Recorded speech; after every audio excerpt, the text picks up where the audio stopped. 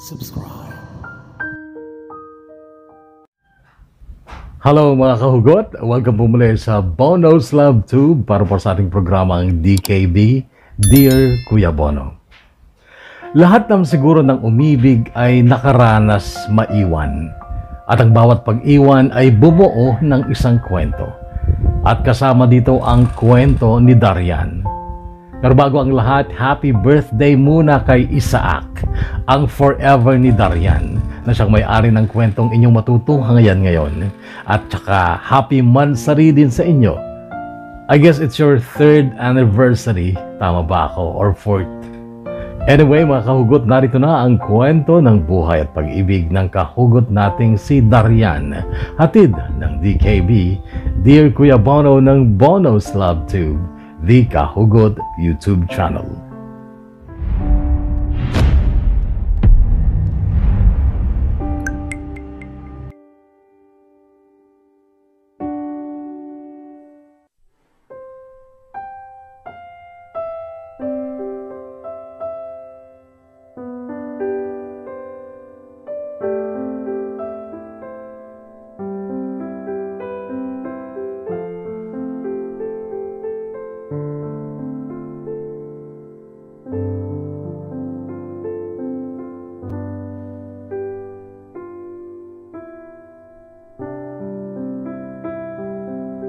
Dear Kuya Bono, ang aking taos-pusong pagbati sa lahat ng kahugot. Sana ay nasa mabuting kalagayan ng lahat. Dari ang palayaw ko. Hango sa buong first name ko na Darian, na hango naman sa pangalan na aking butihing na mayapang Lolo Dario at Lola Anita. Nagmula po ako sa pamilyang may kaya, pero hindi po kami yung tipong snob at spoiled brat. Napalaki kami ng tama ng aming mga magulang at sila ang nakaranas ng kahirapan noon. Sila lang ay nagsikap kaya't nung mamulat kami magkakapatid ay may kaya ang kinalakan naming pamilya. Madisiplina din ang aming mga magulang. Yung ibang magulang kung minsan tatay ang istrikto tapos konsentidor ang nanay. Sa amin hindi. Pareho silang istrikto at disciplinarian kaya't kaming magkakapatid ay nagsikap talagang sumunod sa batas ng aming mga magulang.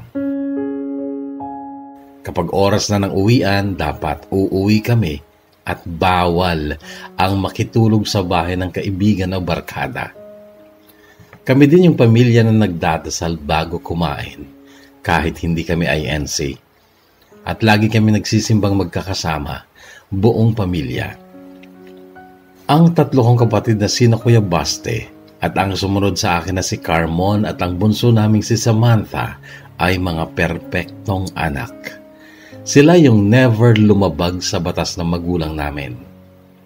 Ako ay masunurin din naman at mabait pero hindi ako perpekto gaya nila kasi mayroon akong nilabag na batas nila at ito ay ang huwag munang makipagrelasyon kapag hindi pa tapos ng college. Nilabag ko yun, Kuya Bono, pero sana hindi na lang. Sana hindi na lang ako nagmahal ng ganun kaaga kasi sobra-sobra ko itong pinagsisihan at hanggang ngayon ay napapaluha pa rin ako dahil sa aking pagsisisi.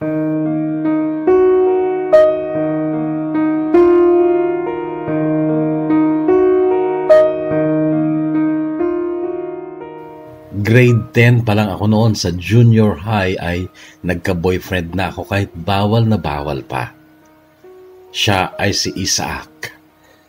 Gwapo, mabait, maliksi, makisig at higit sa lahat, masayahin.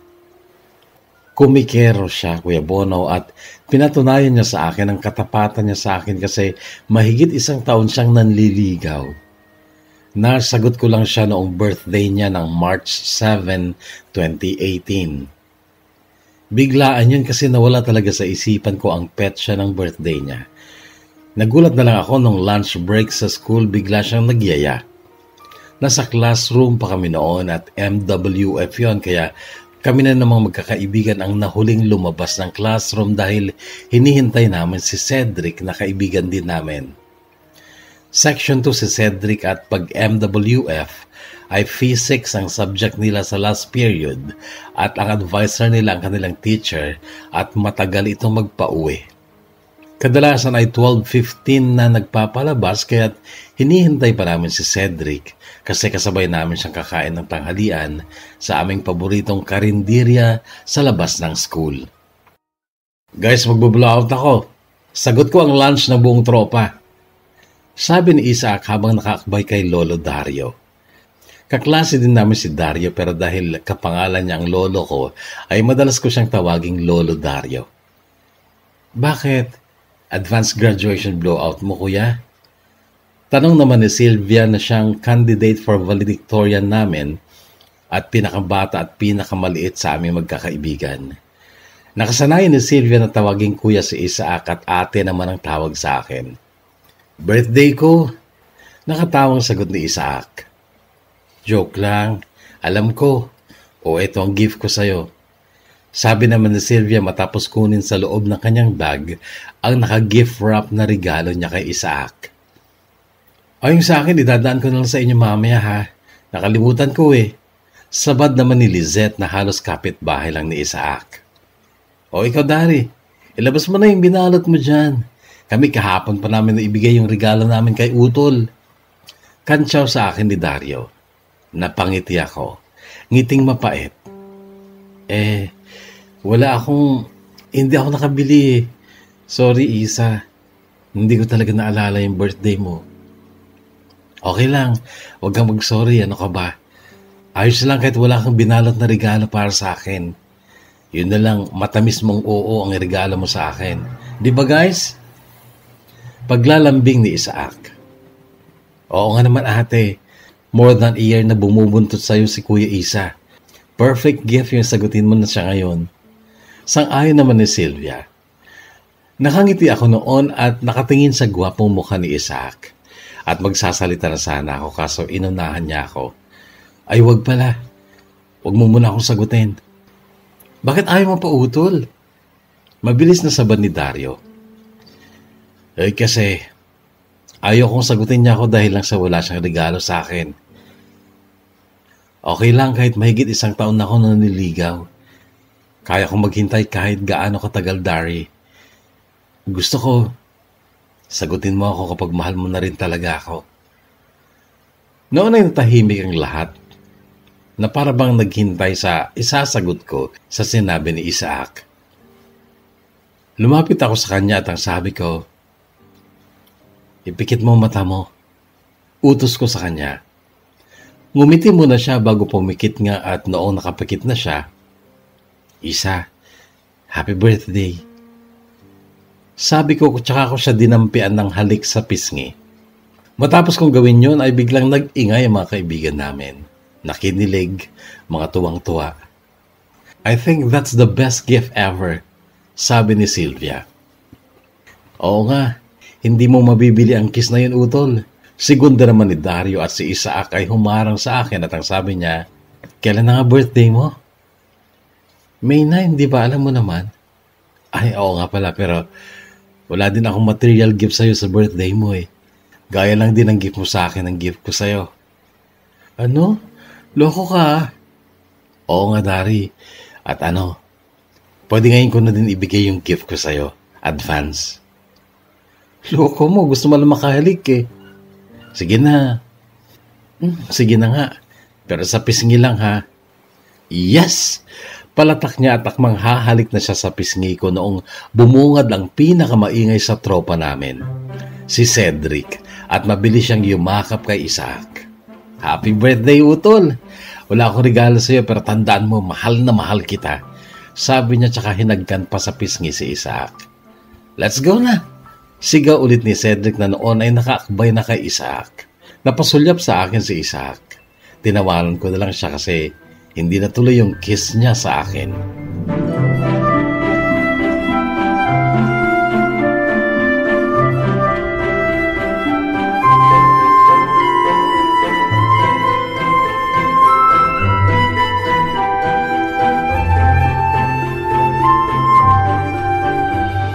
Sarado kami ngayon kasi birthday ni Ate Mirna Nasa swimming kami.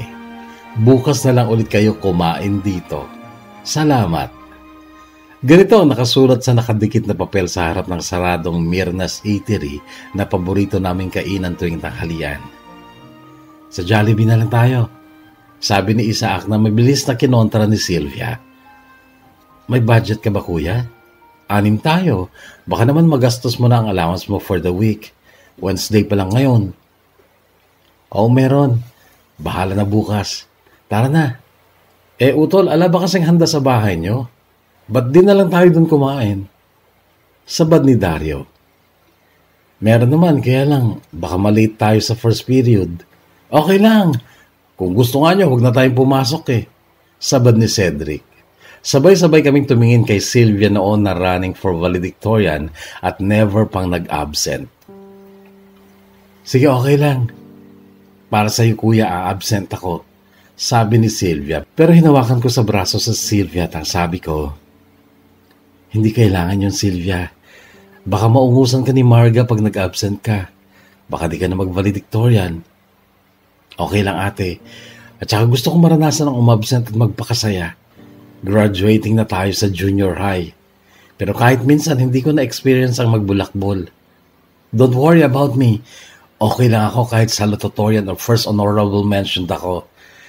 Ang mahalaga, ma-enjoy ko ang araw na to. So let's go. Ayun! Kaya mahal na mahal kita eh. Kasi iba ka talaga, Sylvia my love. Palahon ni Cedric sabay akbay kay Sylvia pero mabilis na inalis ni Sylvia ang braso ni Cedric sa balikat niya. Ilang linggo na rin naliligaw si Sylvia noon pero hindi pinaglalaanan ni Sylvia ng panahon si Cedric dahil inuuna nito ang pag-aaral niya. Noon ay pumara si Dario ng tricycle pero nung lumapit ang tricycle ay biglang nagtago si Dario sa likod ni Isaac. Huwag ka na magtago. Nakita na kita. Sabi ng matandang driver. Halika, lumapit ka dito. Noon ay napilitang lumapit si Dario pero nagulat ako nung bigla siyang binatukan ng matanda. Mabilis ang nag-react si Sylvia. Ay tatang, harassment po yung ginagawa nyo. Pwede namin kayong idemanda. Okay lang Sylvia. Awat ni Dario kay Sylvia. Kasalanan ko kaya ako binatukan.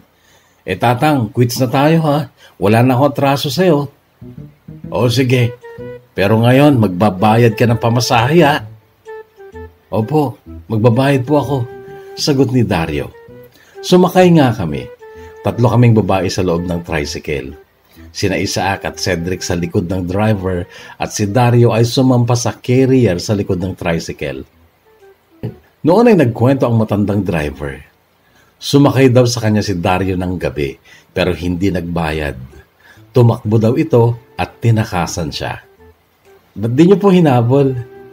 Tanong ni Lizette sa matanda. Hinabol ko. Pumasok sa madilim na iskinita. Sinundan ko pa nga eh. Di niyo po naabutan? Tanong ulit ni Lizette. Hindi at pinagtaguan ako eh. Sabay-sabay kaming tumawa noon. Pati sina Isaac ay narinig kong tumawa.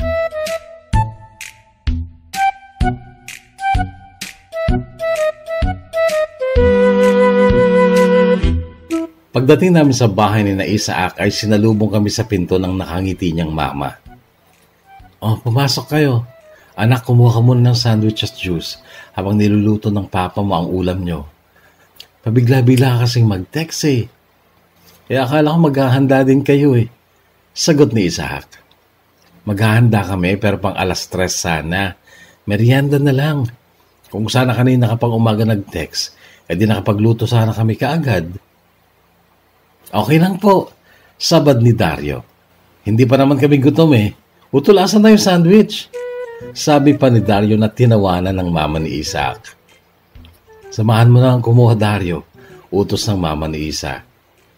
Pumasok na sa loob si Dario na halatang sanay na sanay sa bahay ni Isaac kasi alam kong madalas siyang tumambay doon. Si Isaac ay nakita kong umakbay sa mama niya matapos sumulyap sa akin. Mama, ito nga pala si Dari, future wife ko. Pakiramdam ko, Kuya Bono, ay nag-blush ako sa paraan ng pagpapakilala sa akin ni Isaac sa mama niya. Ay siya ba? Nakangiti sagot niya habang sa akin nakatingin. Ang ganda pala eh. Bagay kayo anak. Pero mag-aral muna kayo ha, para maganda ang future nyo. Ngumiti lang ako noon at bahagyang nagtago sa likod ni Lizette kasi nahihiya talaga ako. Mahiyain mama pero mabait yan. Alam mo ba mama, 16 months na ako nanililigaw sa kanya pero hindi pa niya ako sinasagot hanggang ngayon. Kasi nga bata pa kayo. Inuuna niya ang pag-aaral niya kaya hindi ka pa sinasagot. Kaya ikaw maghintay ka ng tamang panahon. Sabi pa ng mama ni Isaac pero bigla itong tumawa noong makita niyang lumabas ng pinto si Dario. May hawak ang dalawang kamay niya ng tray na may laman na 6 na baso ng juice at ilang patong na sandwich pero may kagat-kagat siyang sandwich.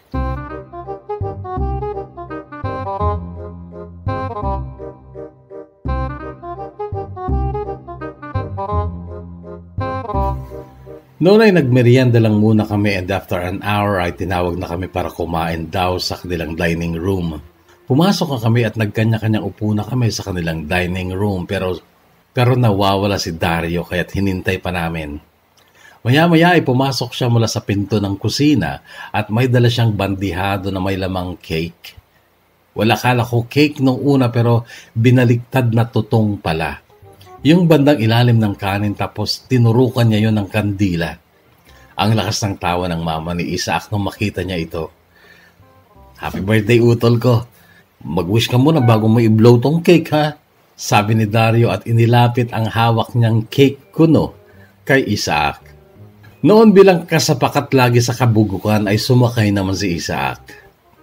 Pumikit pa na parang tahimik na nag-wish nga tapos hinipa ng kandila. Okay, ngayon dahil birthday mo, ito ang kanin mo. Sabi ni Dario tsaka binigay ang baliktad na tutong na mistulang cake kay Isaac. Pero kinuha yun ng mama ni Isaac. Ikaw talaga Dario, ang laki ng saltik mo sa utak ano? Sabi niya kay Dario. Ala kumain na kayo at baka malate kayo sa school. Mama hindi na kami papasok Kanina pa kami late. Sabi ni Isaac. Ay ganun ba? Di sige. Pero sana nagpaalam kayo sa mga teachers nyo. Hindi na kailangan tita kasi malakas kami sa teacher namin sa first period. Kasi shota ko po yun. Sabi ni Dario. Noon ay halos nabilaukan si Sylvia sa biglaang pagtawa. Mabilis itong uminom ng tubig. Si Lizette ang nagsalita. At ang sabi niya, tarantado ko Dario. Tita ko si Mrs. Arevalo, yung first period natin. At lola na yun. 10 na ang apo nun. Shota mo?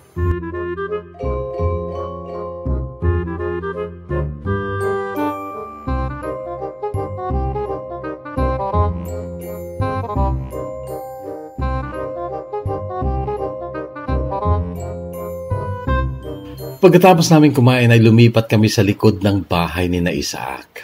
Matataas sa mga puno doon at mayayabong ang mga dahon kaya malilim. Nagkayayaan ang mga boys na uminom ng alak. Pinayagan naman sila ng magulang ni Isaac pero pati kami ay nakainom din dahil kay Sylvia na gusto daw maranasan ng malasing. Nalasing nga kami Kuya Bono hindi lang sa alak kundi maging sa sobrang saya. Halos walang hinto ang tawanan namin. Nandun pa yung pinasayaw nila kami ni Isaac. Pinatugtog nila sa cellphone yung isa sa favorite song ko na kanta ni Regine. Yung Kailangan Ko Ikaw. Isinayaw naman ako ni Isaac noon.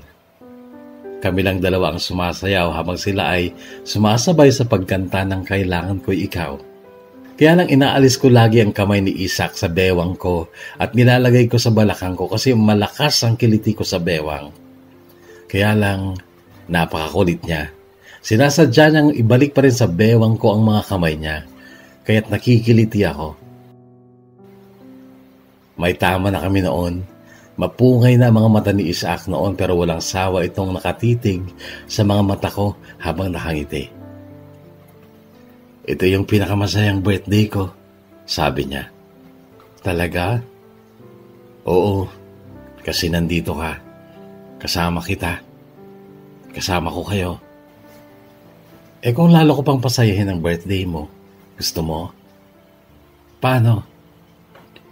Sasagutin na kita ngayon. Bakit? Mahal mo na ba ako? Matagal na kitang mahal, Isa. Totoo ba? Oo. Kaya lang alam mo naman ang batas ng magulang ko, di ba? Pero wala na akong pake sa batas nila. Kaya sinasagot na kita. Ngiti na parang maiiyak ang nakita ko sa mukha ni Isaac noon bago niya ako niyakap habang patuloy kami sa pagsayaw. Kinilig noon ang tropa pero hindi sila nag-ingay. Hinayaan nila kami sa very sweet moment namin yun ni Isaac. And that day was March 7, 2018. 16th birthday ni Isaac at siya ring petsa kung kailan naging official na kami as lovers.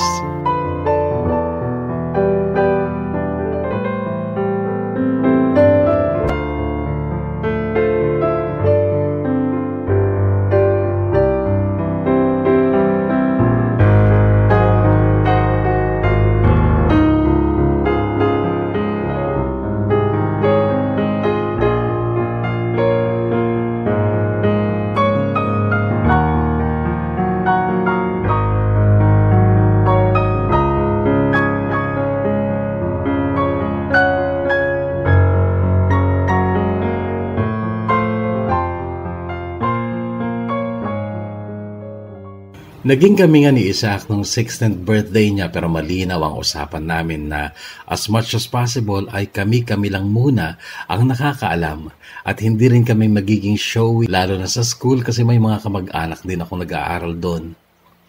Baka kasi makarating sa parents ko malilintikan ako sa kanila. That same month ay nagtapos kami ng junior high. Isa ding napakayang sandali ang moving up namin at hindi ko yun makakalimutan. Noong sumapit ang bakasyon ay sa Maynila nagbakasyon sina Isaac at ang kapatid niya kasi magsa-summer ulit sila ng taekwondo. Ganun din ang ginawa nila magkapatid noong nakaraang taon. Pero kahit magkalayo kami ni Isaac noon ay lagi naman kaming magka-chat. Sa mga Facebook profiles namin ay parang hindi pa kami kasi bawal pang mag-bio or mag-upload ng mga pictures namin at lalong hindi pa pwedeng galawin yung single sa aming relationship status. Alam kong hindi yun patas sa kanya kasi open ako sa pamilya niya samantalang siya ay tinatago ko pa sa pamilya ko. May 27, 2018 ay umuwi na sina Isaac at gumawa ako ng paraan noon para makaalis ako ng bahay. Para magkita kami. Saktong araw yun ng linggo kaya't ang paalam ko ay magsisimba lang ako. Hindi nakapagsimba si mama noon dahil may sakit si papa. Pinayagan naman nila ako noon pero intusan nila si Carmon, ang nakababata kong kapatid na samahan ako pero mabuti nilang at tumanggi si Carmon. Naa-addict siya noon kasi sa larong Mobile Legends. Totoo namang nagpunta ako sa simbahan pero doon ay naghihintay na sa akin si Isaac sa likod ng simbahan. Wala kasing gaanong pumupunta doon kahit malinis naman ang lugar. Ang higpit ng yakap ni Isaac sa akin noon. I miss you. Sobra. Sabi niya sabay halik sa noo ko. Matangkad kasi si Isaac kaya kapag magkayakap kami ay tumatama ang bibig niya sa noo ko. I miss you more. Sabi ko tsaka ako kumalas sa yakap niya pero hinawakan ng dalawang kamay ko ang mukha niya tsaka ako nilapirot ang pisngi niya. I love you, sabi niya. I love you more. Sagot ko naman tsaka muling yumakap sa kanya. I love you more and more, sabi ulit niya. I love you even more and more, sabi ko naman. I love you forever and ever, sabi niya. I will also love you forever, Isa. At sana nga, may forever sa atin. Meron, mahal ko. Hindi ako mangangako kasi gagawin ko. Mananatili ako dito para sa'yo forever. Hindi kita iiwan. Mamahalin kita minuto, panghabang buhay. Sabay tayong tatanda, magkakaroon ng mga anak at mga apo. At kahit maputi na ang buhok natin, ikaw at ikaw pa rin ang pakamamahalin ko kasi ikaw ang forever ko. Kailangan ko matama ang pag-ibig mo. Ginawan lang ng paraan ni Isaac para sa iisang school pa rin kami mag-senior high. Si mama kasi ay sa pinakamahal na private school niya ako in-enroll at hindi na daw kaya ng magulang ni Isaac kung doon din siya mag-aaral kasi 4 na sila nag-aaral at magti-thesis pa ang kuya niya na sa Maynila nag-aaral. Ang ate niya ay nursing naman sa Baguio. Tapos ang bunso nilang si Mayet ay junior high noon. Pero inilaban niya sa magulang niya na doon din siya sa school kung saan ako nag-enroll. Ang ginawa niya ay nag-apply siya ng part-time job at natanggap naman sa isang fast food. Bentahe ang height at kagwapuhan niya. Nag-try out din siya sa basketball at volleyball. Natanggap siya sa basketball at naging 30% scholar. At least malaking bawas yun sa tuition fee niya. Kaya lang, noon ko pa siya kinontra nung sabihin niya na kung ano ang strand ko, ay yun na rin ang strand na i-enroll niya. Dati pa kasi ay ABM na ang gusto ko, Accountancy, Business and Management, at siya ay dati niyang gusto ang STEM o Science, Technology, Engineering and Mathematics. Kaya lang nung isang buwan na kaming pumapasok ay bigla niyang sinabi na gusto niyang lumipat sa ABM para daw magkaklase kami. Kinontra ko siya, pero ang sabi niya, madalang kasi kitang nakakasama dahil nagtatrabaho pa ako. Tapos kung minsan nasa practice pa kami sa basketball, gusto ko sana sa lahat ng subjects, katabi kita at maghapon tayo magkasama. Okay lang yun, mahal. Kesa naman kunin mo yung strand na hindi mo naman talaga gusto. Gusto kita makasama lagi. Yun ang gusto ko. Yun din ang gusto ko. Akala mo ba hindi kita namimiss lagi? Kaya lang itong pag-aaral natin. Paghahanda lang sa future natin. Pag-graduate na tayo, kahit magsama na tayo araw-araw, maghapon, pakasalan mo na ako para di na tayo maghiwalay. Kaya lang nag-aaral pa tayo, mahal. At ikaw, kailangan pagsikapan mo din makatapos. At mahihirapan ka makatapos kapag lumipat ka sa strand na hindi mo talaga gusto. Di ba pangarap mo maging seaman? Paano ka magiging seaman kung sa ABM ka pupunta? Di ba? Oo na. Nanermon ka na naman Sabi niya sabay tusok sa tagiliran ko and as usual ay nagulat ako at nakiliti. Hanggang sa dumating sa point na hinahampas ko na siya ng bag ko dahil ayaw niyang lubayan ng pagkiliti sa tagiliran ko. Ganon lagi ang ginagawa niya, Kuya Bono, kapag napansin niyang wala ako sa mood o kaya ay nagagalit ako, kikilitiin niya ako at ako naman napapatawa na lang. Hindi ko kasi talaga maintindihan kung bakit napakalakas ng kiliti ko sa bewang, Kuya Bono. As in, masalat lang ang bewang ko, nagugulat na ako.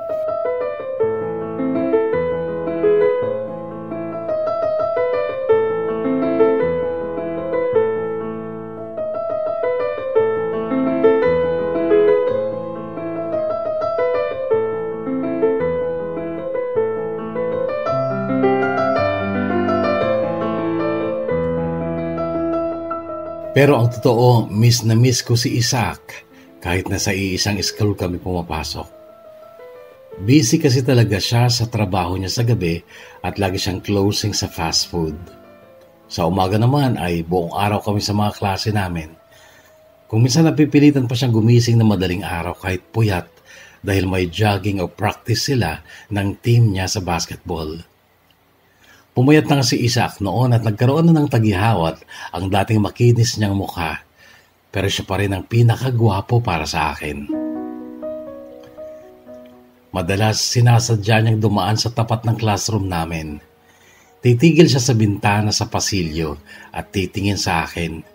Ngingiti at saka magpa-flying kiss. At ako naman, kikiligin. Minsan pa nga nahuli kami ng instructor namin. Nakita din niya si Isaac pero mabilis na umalis si Isaac noon.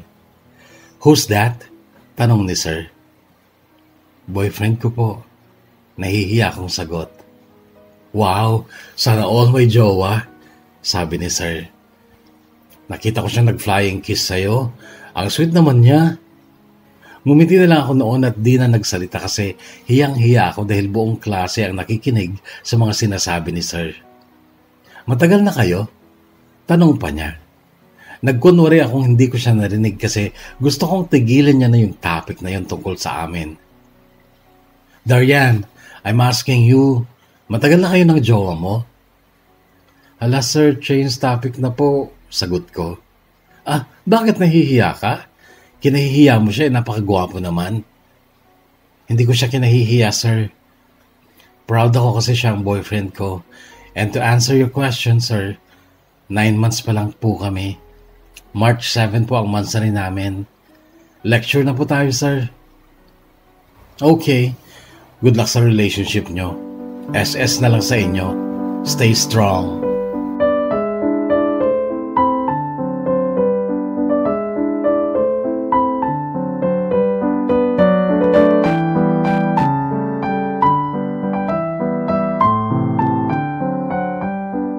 Nahiya talaga ako noon sa klase pero nakatulong yun para tuluyan ng tumigil sina Joshua at Phil sa pagpapakyut sa akin. Nung unang araw pa lang ng klase kasi nilapitan ako ni Joshua pero pinaramdam ko agad sa kanya na hindi kami pwedeng more than friends. Si Phil naman ang dahilan kung bakit kinailangan kong magpalit ng SIM card at alam ni Isaac yun. Ewan ko kung saan nakuha ni Phil ang number ko. Makulit siya sa text at sinabi ko yun kay Isaac. Kinuha ni Isaac ang lumang SIM card ko noon. Binigay ko naman. Noong magkaroon ng sariling motor si Isaac, Mio na regalo ng ninong niyang balikbayan, noon ko pinag-aralan kung paano ako magtatapat sa magulang ko na may boyfriend na ako.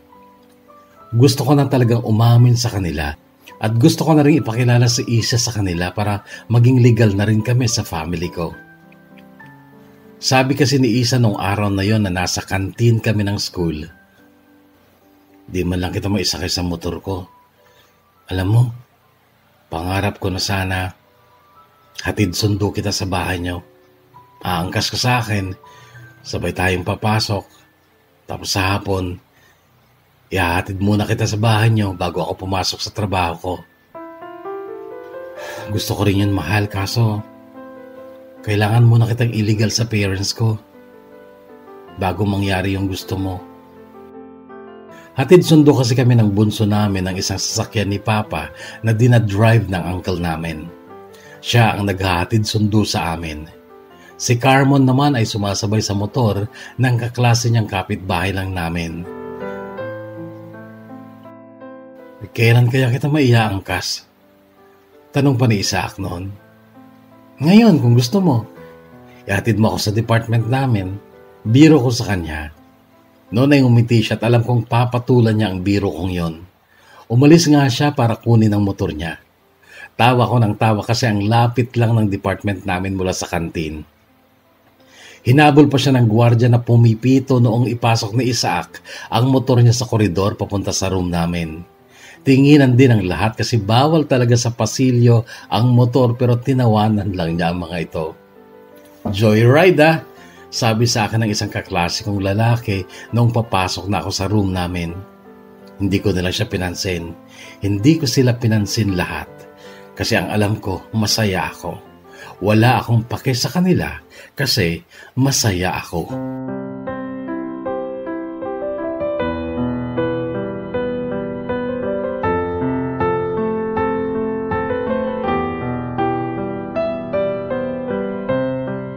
Bago matapos ang school year na yon ng grade 11 kami, buwan ng March 7, 2019 ay 17th birthday ni Isaac at first anniversary namin. Kung babalikan ko ang mga alaala sa loob ng unang taon ng aming relasyon, wala akong maalalang hindi maganda. Naging loyal at matapat sa akin si Isaac. Wala kaming pinag-awayang third party or anuman. Mga minor na tampuhan lang dahil nga sa madalang kaming magsama at ako gumagawa lang madalas ng pag-aawayan para lang suyuin o lambingin niya ako. Pakiramdam ko tuloy, sa kabila ng marami niyang ginagawa sa buhay ay sa akin pa rin nakasentro ang kanyang buhay. Si Sylvia lang ang wala nung 17th birthday ni Isa at first anniversary namin. Sa Maynila na kasi nag-aaral si Sylvia noon, pero sina Lizette, Dario at Cedric ay present.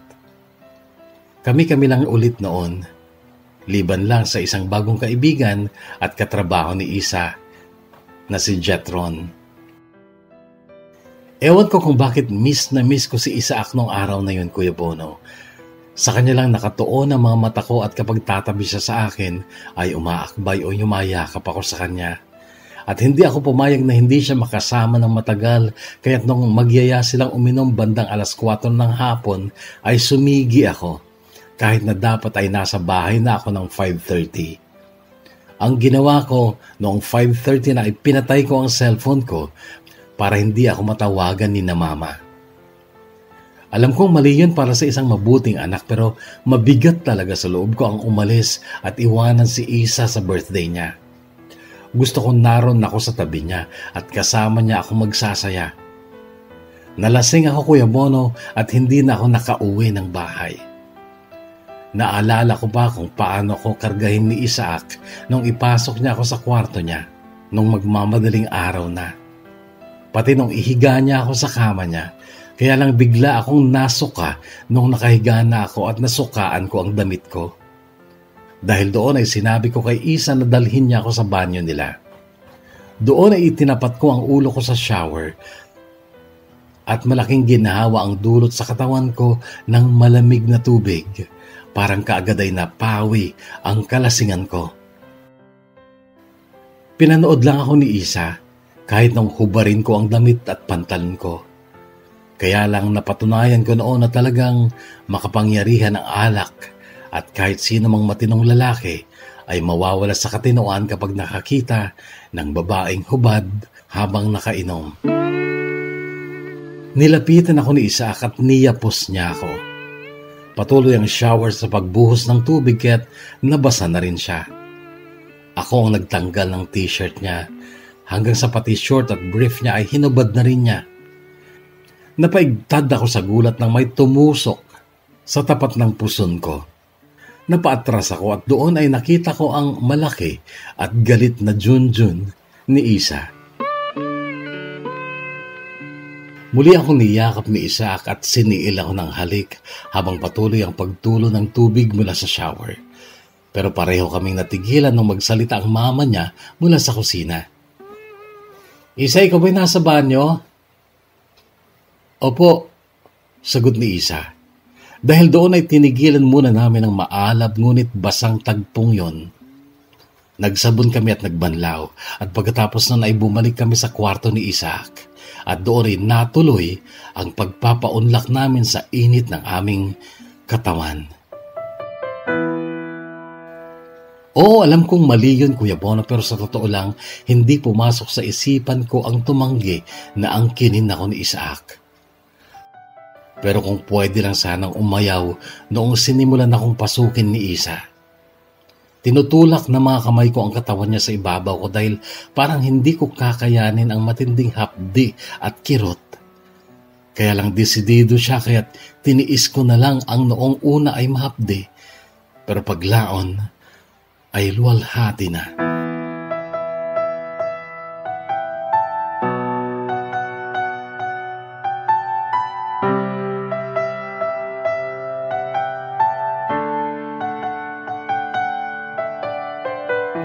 Nagising ako kinaumagahan.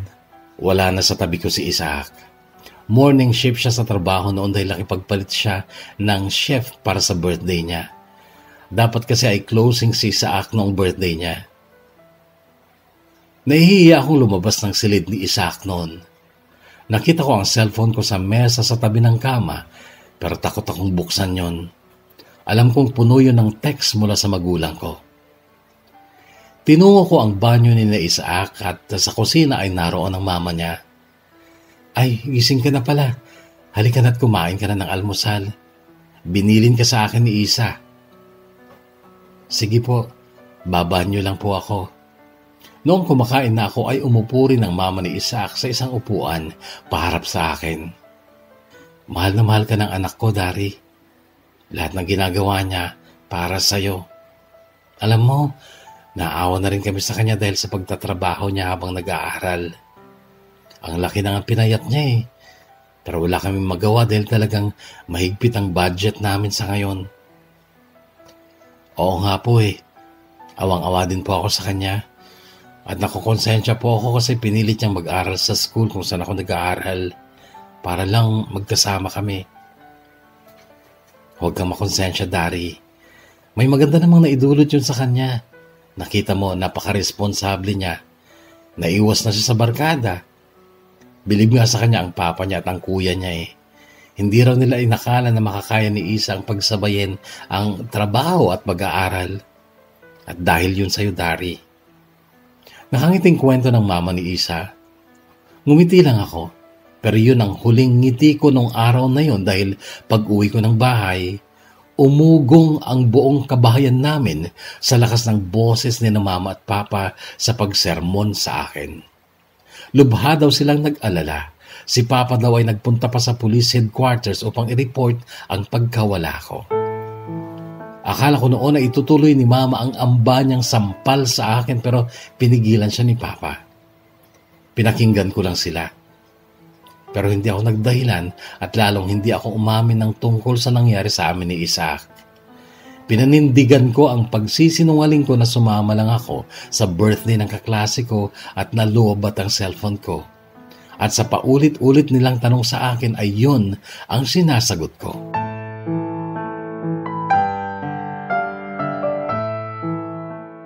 Noong huling linggo ng final exams, Biyernes ay wala na kaming exam pareho ni Isa. Dumating noon si Sylvia at nag-aya siya sa farm nila. Banding daw kami. Umaga pa lang ay umalis na akong naka-uniform at nagpahatid ako kay uncle sa school namin pero naghihintay na doon si Isa. Umangkas ako sa motor niya papunta sa farm ni na Sylvia sa baryo. Naroon na silang lahat noon at may video okay daw kaya't nagkakantahan na sila. Ayon sa tawag sa akin ni Lizette. Ang ganda ng rest house ni na Sylvia. Bagong tayo lang. Yari sa pawid ang dingding pero detail sa loob pati sa CR. Ang luwang ng terrace kung saan mo matatanaw ang maluwang na bukid. Maraming pagkain inihanda si Sylvia. Marami ding alak. At nag-iinuman kami noong biglang magsalita si Sylvia. Guys, I have something to tell you. It's a secret na kayo ang unang makakaalam. Natahimik kaming lahat kasi seryoso si Sylvia. Hinintay namin ang sasabihin niyang sekreto. Buntis ako, 4 months, sabi niya. Lahat kami ay nagulat at natameme maliban kay Cedric na biglang bumanat ng, paano nangyari yon? Nagko-condom naman ako ah. Tumawa si Dario. Feeling ka pare ah. Bakit ikaw ba ama? Ngayon nga lang kayo nagkita pero hindi naman kayo. Classmate ko ang ama. And guess what? Hindi ko rin siya boyfriend. Nakangiti pang sabi ni Sylvia. Hindi ako makapaniwala noon sa mga naririnig ko sa kanya pero nalungkot ako nang biglang tumulo ang luha niya habang nakangiti pa rin. Kala nyo siguro ang tinutino ko pa rin ano. Nasira ako sa Maynila. Naging marupok ako. Naging tanga. Yung pag-aaral mo, tanong ni Lizette. Okay pa naman. Performing pa rin ako kasi yun lang talaga ang kaya ko maipagmalaki sa magulang ko. Na nag-aaral ako mabuti pero yung tungkol dito sa laman ng tiyan ko, hindi pa nila alam. Noon ay niyakap ko si Sylvia. Anong gagawin natin para sa problema mo? Tanong ni Lizette. Lalaki ang tiyan mo at kailan mo sasabihin sa parents mo ang tungkol dyan? Kapag lumobo na. Teka, kinausap mo na ba yung lalaki? Tanong ko. Ayaw ba niyang panindigan yan? Ayaw niya. Hindi raw siya naniniwala na sa kanya to. Tapos balita ko magta-transfer na siya sa ibang school. At ayaw niyang panagutan ng bata. Kaya sa tingin ko, mas magiging mahirap ang pag-amin ko sa parents ko kasi wala akong maipapakitang lalaki sa kanila. Walang maninindigan. Ako na lang. Magpapakilala ako sa magulang mo na ako ang tatay niyan. Nakangiting sabad ni Cedric. Sa kanya kami napatingin noon. Tinanong siya ni Dario. Seryoso ka ba, pre? Hindi, joke lang.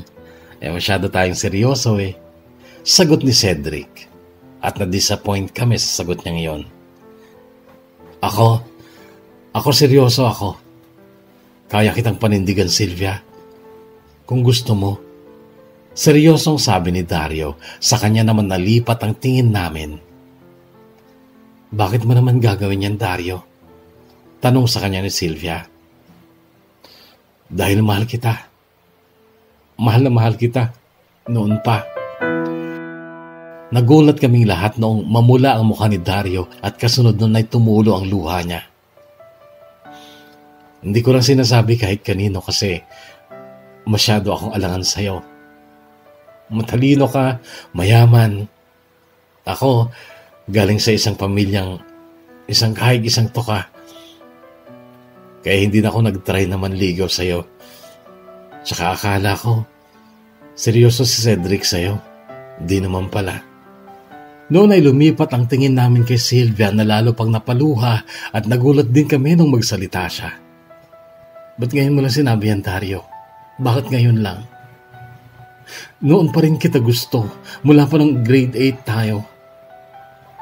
Bakit ngayon lang? Ngayon hindi na ako malinis. Ngayong buntis na ako ng iba. At pakiramdam ko hindi na ako karapat-dapat sa'yo. Noon ay umagos na rin ang luha ko. Niyakap ako ni Isaac. Hindi nagbago ang pagtingin ko sa'yo, Sylvia. At seryoso ako. Kaya ko humarap sa papa mo at sabihin ko na ako ang may kagagawan niyan. Matatag na sabi ni Dario. Inakbayan siya ni Cedric. At noon nga ay nagkasundo ang lahat at sumuporta kami kay Dario sa gagawin niya para kay Sylvia. Noon ding araw na yun ay naging sila at naging napaka-sweet nila.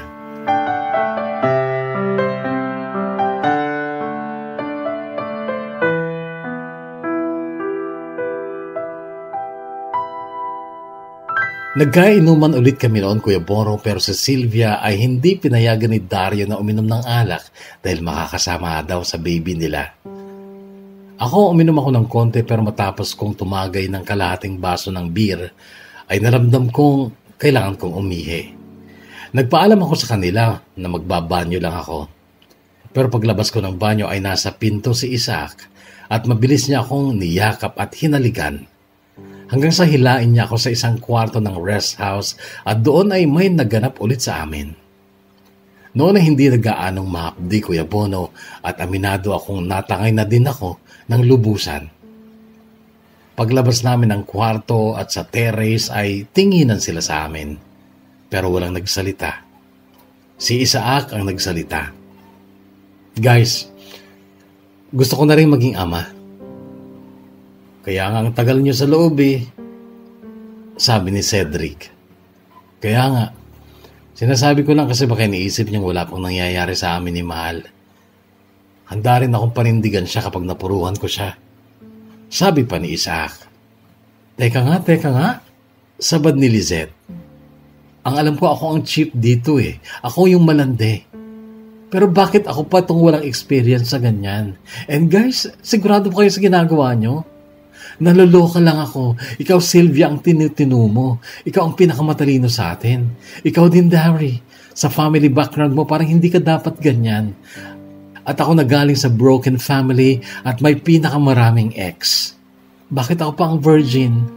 What's happening? Bulalas ni Lizette. Kalma ka, Lizette. Kalma.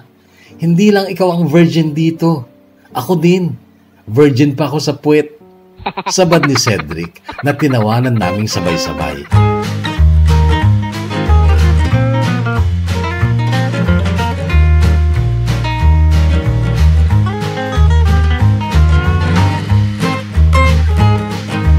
Kaya lang nung may mga amats na sila, sumeryoso na rin ang tema ng usapan.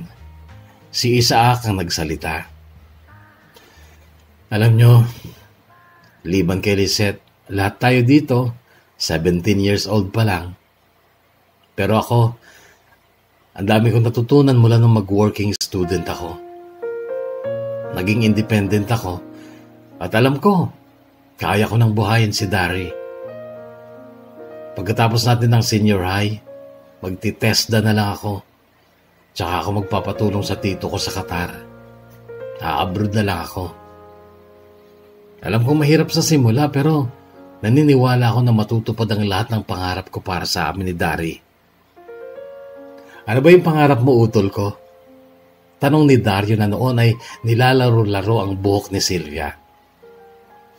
Yung lote namin sa likod ng bahay namin, yung tinatambayan natin, doon ako magpapatayo ng bahay namin ni Dari. Simple lang, doon kami bubuo ng pamilya. Mga 3 anak. At yung mga magiging anak na lang namin ang pagtatapusin namin ng college. 4 years o 5 years, tutuparin namin ang mga pangarap nila. Ako, hindi na baling hindi ako maging seaman. Hindi na yun ang pangarap ko ngayon. Kasi ang pinakamalaki kong pangarap ngayon ay yung maging asawa ko si Dari at magsasama kami sa hirap at ginhawa. Napayakap ako kay Isaac noon. Hinagkan niya ako sa noo. Masyado akong naantig sa mga sinabi niya. At noon ay naniwala akong tutuparin niya ang mga yon, pero hindi naman pala. Nagbago ang lahat, Kuya Bono, at hindi ko iyon matanggap. Hanggang ngayon ay hindi ko pa rin natatanggap na wala na si Isaac sa piling ko. Nasa piling na siya ng iba.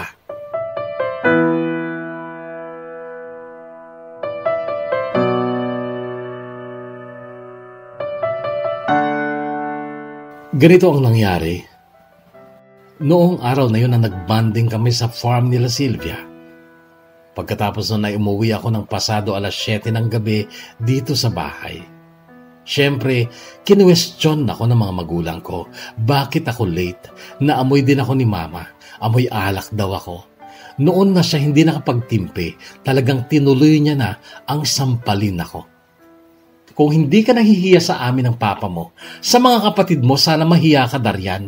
Nagpapakatino sila, pero ikaw naman nagpapakasira. Magsabi ka nga ng totoo, may boyfriend ka na ba? Naibigay mo na ba sa kanya ang katawan mo? Malakas at galit na usisa sa akin ni Mama. Oo, Mama, may boyfriend na ako. At mahigit 1 taon na kami. At oo din, naibigay ko na sa kanya ang katawan ko. Walang hiya ka! Pasaway ka! Sigaw ni Mama sa akin, tsaka ako muling sinampal ng kabilaan. Hindi pa siya nasiyahan. Sinunggaban niya ang buhok ko at ang sabi niya, halika dito at kakalbuhin kita. Samantha, kunin mo yung gunting, bilisan mo! Pasigaw na utos ni Mama sa bunso namin. Hinintay kong awatin siya ni Papa pero nakaupo lang ito at nanonood sa amin. Ayokong makalbo, Kuya Bono, kaya ang ginawa ko ay tinulak ko si Mama tsaka ako patakbong lumabas ng bahay. Tumakbo ako ng tumakbo at nung makakita ako ng iskinita ay pinasok ko yon. Then tinawagan ko si Isaac at umiiyak ako nagsumbong sa kanya. Pupuntahan kita, sabi niya. Hinintay ko siya, Kuya Bono, pero hindi siya dumating. Tawag ako ng tawag sa cellphone niya pero walang sumasagot. Tawag din ng tawag sina Papa at Carmon sa akin pero kinakancel ko ang tawag nila. Maraming text si Papa na hindi ko binabasa. Kay Isaac ko gustong makatanggap ng message o tawag pero wala. Nag-alala na ako noon, Kuya Bono, at makaraan yata ng 1 oras sa wakas ay may sumagot sa tawag ko sa cellphone ni Isaac, pero iba ang boses. Hello? Girlfriend ka ba nung naaksidente? Mahal kasi nakalagay sa phone book niya. Naaksidente? Kabadong usal ko. Oo, miss. At wala na ang boyfriend mo. Dead on the spot siya sa pinangyarihan ng aksidente.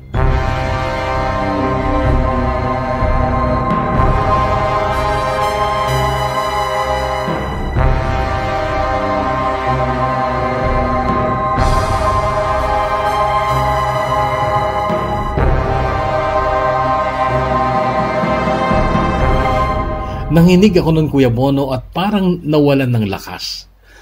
Ayaw kong maniwala sa narinig kong balita. Gusto kong isipin na prank lang yon, pero nakatanggap ako ng text mula kay Lizette. Nakita daw mismo ng pinsan niya ang bangkay ni Isaac na nakahandusay sa kalsada. Noon ay lalo ako napaiyak. Napasalampak ako sa upuan ng waiting shed kung saan ko hinihintay si Isaac. pero hindi na pala talaga siya makakarating.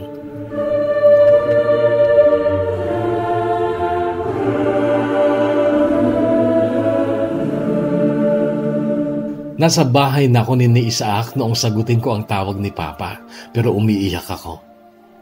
May pag-aalala sa boses ni Papa noong marinig niya akong umiyak. "Nasaan ka ba, anak? Patawarin mo na kami sa nagawa namin. Umuwi."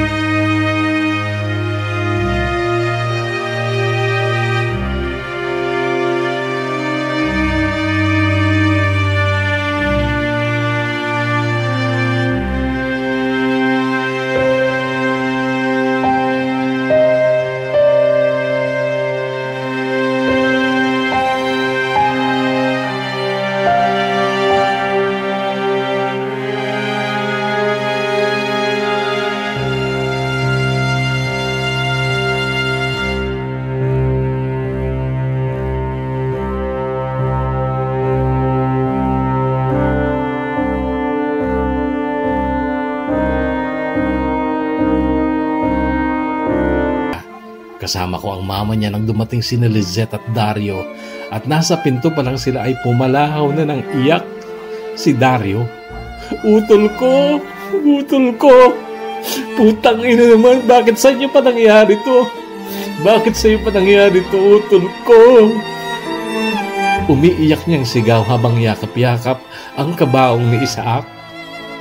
Noon ay muli din akong napahugulgul ulit ng iyak.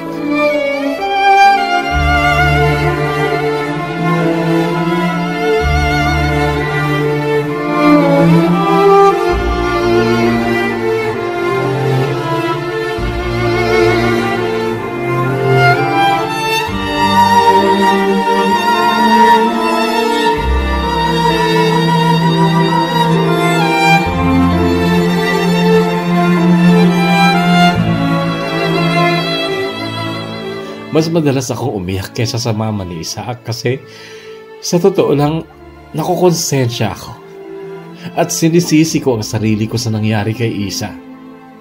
Kung hindi sana ako nagdrama noong saktan ako ni mama, kung hindi sana ako tumawag sa kanya, kung sana hindi ko siya pinayagang puntahan ako, hindi sana siya lumabas ng bahay nila, tulog lang siya sana noon. At mas okay na yun kaysa natulog na siya ng habang buhay.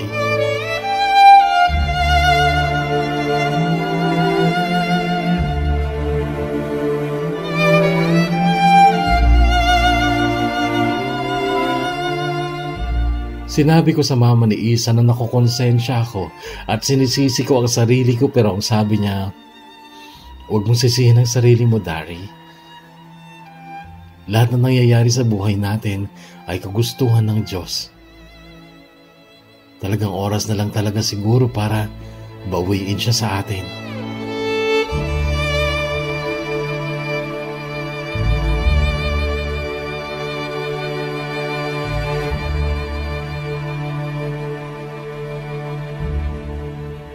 Tatlong araw lang binurol si Isaac at iyong araw ng libing niya ang pinakamahirap para sa akin. Noong binababa na ang kabaong niya sa hukay sa Memorial Park, pakiramdam ko hinihigop na rin ng hangin ang hininga ko. Hindi ako makahinga. Hanggang sa sumigaw na lang ako ng malakas, isinagaw ko ang pangalan ni Isaac. Oh, Kilyo, nasan ka? Bakit umiisan ka? Paano na ang puso kong nag-iisa? Bumait ang magulang ko sa akin noon. Laging nandyan si mama para kausapin ako buong bakasyon na yon. Hinahayaan din nila akong umalis para dalawin ang puntod ni Isaac o maglibot sa bahay ng magulang niya. Isang araw noon ay nasa likod kami ng bahay nila. Kasama ko ang mama niya. Bigla akong napaluha. Naalala mo na naman si Isa? Opo.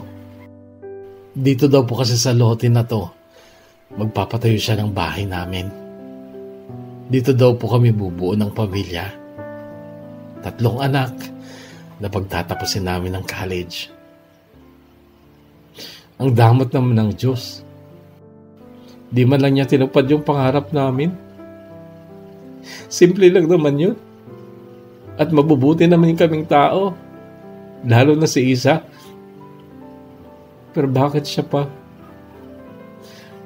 Hanggang ngayon po hindi ko matanggap. Mahal na mahal ko po ang anak niyo. Bakit siya kinuha sa atin?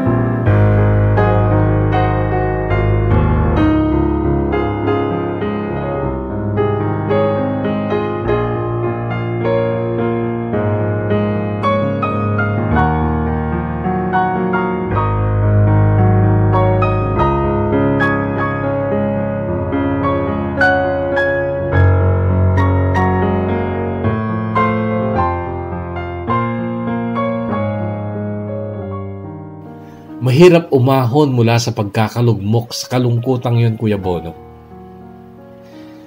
Kahit anong gawin kong pasayahin ang sarili ko, hindi ko magawa. Sandali mawawala siya sa alaala ko at matutuon sa ibang atensyon ko, pero kapag naalala ko siya, luluha lang ulit ako. At akala ko habang buhay na akong ganun, pero dumating ang isang araw na nagbago ang lahat. Buwan ng Abril 2019. Napansin kong hindi pa ako dinadatnan. Regular ang menstruation ko, Kuya Bono, pero that month, na-delay talaga. Bumili ako ng PT kit, 4. At iisa ang naging result. Buntis ako.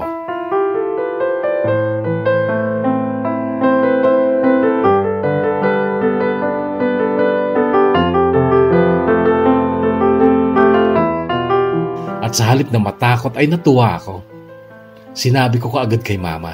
Nalungkot siya pero sabi ko, Mama, hindi ka dapat malungkot dahil magkakaupo ka na. Tinawagan ko din ang mama ni Isaac. At masaya ito at ang sabi niya, wag daw ako mag-alala dahil hindi nila ako pababayaan sa pagbubuntis ko at lalo na kapag niluwal ko na ang anak namin ni Isaac. Todo daw ang suporta nila sa amin.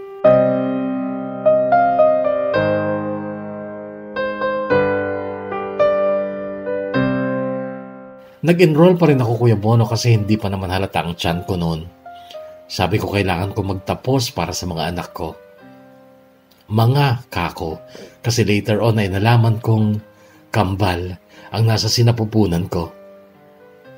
Hindi ko pa rin maiwasang mapaluha sa school noon dahil marami kaming memories doon. Ni Isa. Minsan, napapalingon ako sa bintana. At ini-imagine ko si Isa na nasa labas ng bintana at nagpa-flying kiss sa akin. Namimiss ko rin ang pagkiliti niya sa akin. Lahat ng tungkol sa kanya. December 17, 2019, isinilang ko si Asha at Isaac Jr. Babae at lalaki sila, Kuya Bono, na napaka-cute. Sila ang buhay at kayamanan ko ngayon. Sa kanila nabubuhay ang alaala ng forever kong si Isaac. Forever ko siya, Kuya Bono, dahil desidido akong hindi na ulit ako magmamahal ng ibang lalaki kahit na magna-19 pa lang ako sa May 2021. Sa kambal ko na lang ibubuhos ang panahon at buong buhay ko. Pabor sa akin ang online schooling kasi nag-aalaga ako ng mga anak ko. Pero kapag face-to-face na ulit, ay alam kong hindi ako mamomroblema kung sino ang mag-aalaga sa anak ko dahil marami sila. Ang Lola Tessie at Lola Nora nila, isama mo na rin sina Ninang Lizette at Ninang Sylvia. Speaking of Sylvia, nagsasama na sila ni Dario. Nagtatrabaho si Dario while si Sylvia ay nag-aaral at may business din sila. Malaki na ang anak ni Sylvia na inaanak ko rin siyempre sa binyag. Si Lizette naman ay single sa oras na ito na sinusulat ko ang kwento ko. Nakipag-break siya kailan lang sa ika-17 niyang boyfriend. Si Cedric naman ay napapabalitang may karelasyon na bakla. Siya ang tampulan ng tukso namin noong sabay-sabay kaming dumalaw sa puntod ni Isaac. Ang biro noon sa kanya ni Dario, "Pre, edi natupad na pala yung pangarap mo, no?" "Anong pangarap?" Maang natanong ni Cedric. "Yung ma-divergenize ka sa puwet."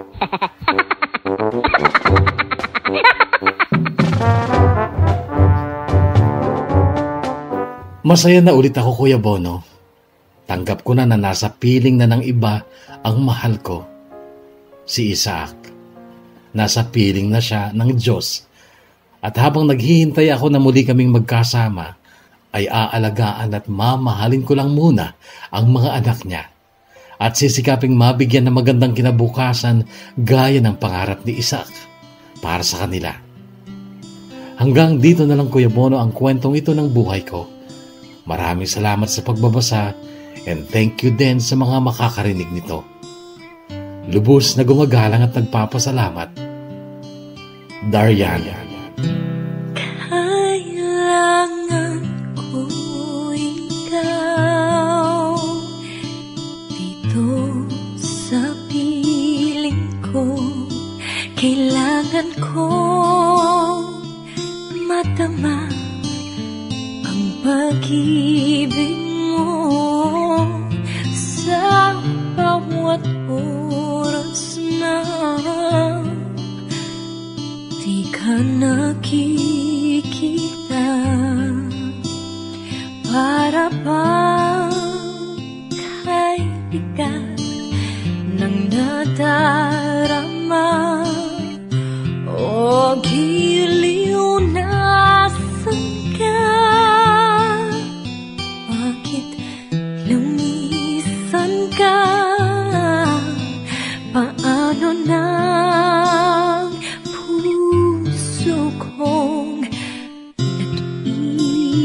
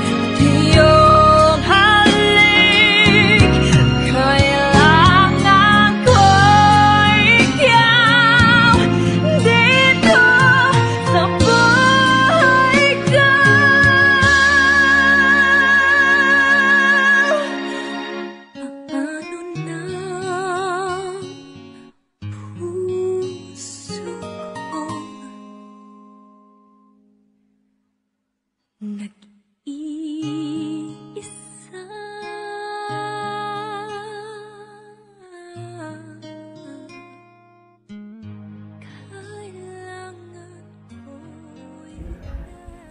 Darian, una sa lahat, maraming salamat sa pagbabahagi mo ng iyong kwento ng buhay at pag-ibig dito sa DKD. Ramdam ko na mahal ka ni Isaac, Darian, kaya't naniniwala ako na hangad niya ang para sa ikabubuti mo, para sa ikaliligaya mo. At sa tingin ko, kung dumating ang pagkakataon na ikaw ay iibig muli, makatagpo ng isang lalaking karapat-dapat, ay pwede mong buksan ulit ang puso mo, hindi ba? Upang meron kang makatuwang sa iyong pagtanda, makatuwang sa buhay. At alam kong mauunawaan yon ni Isaac sapagkat mahal ka niya. Pwede mo namang ingatan ang mga alaala niya sa puso at isipan mo forever. At pwede mo pa rin angkinin na siya ang forever mo. Forever sa puso mo.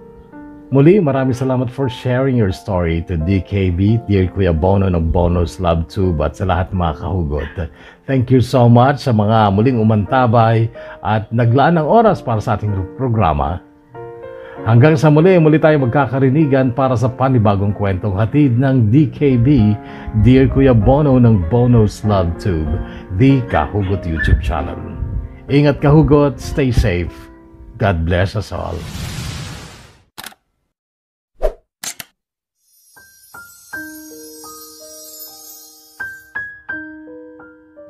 Subscribe.